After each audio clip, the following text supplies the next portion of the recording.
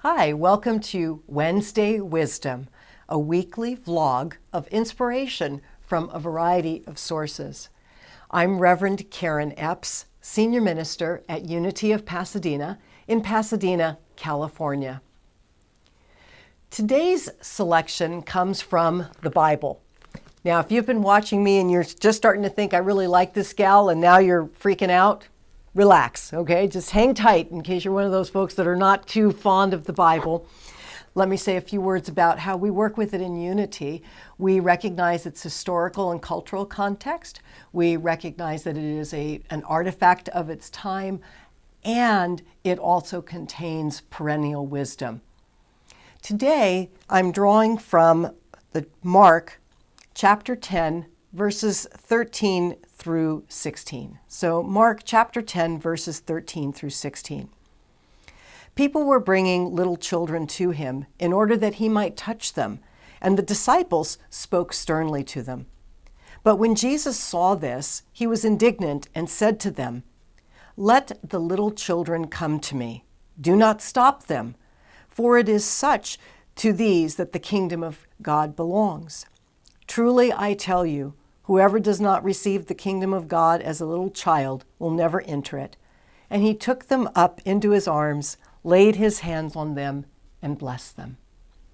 I want to talk about this in two ways where I believe that it is significant about who Jesus was as a teacher and his beliefs regarding God and the kingdom of God or the kingdom of heaven.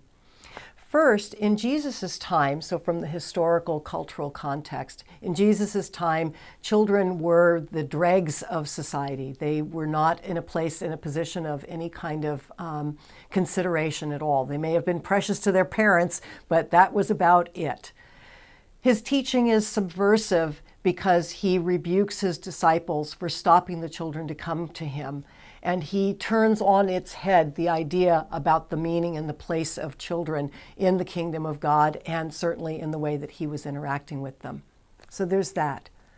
Spiritually, I believe this teaching is significant because it reminds us of something precious about ourselves, and that's our innocence.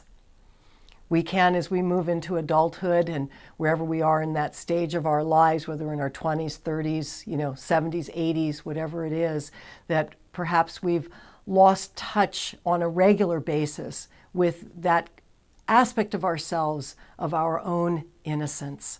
I believe that this teaching is telling us that the innocence is always a part of us, and that innocence is a way that we connect with God with awe and wonder.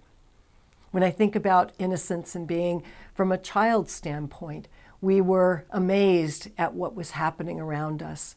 We can carry that through and touch on it at any point in time. It is as close as our breath.